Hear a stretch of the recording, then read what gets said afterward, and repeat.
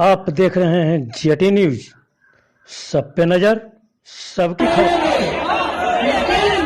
मेरी लड़ाई जो है जनता और सरकार के बीच हो गई है।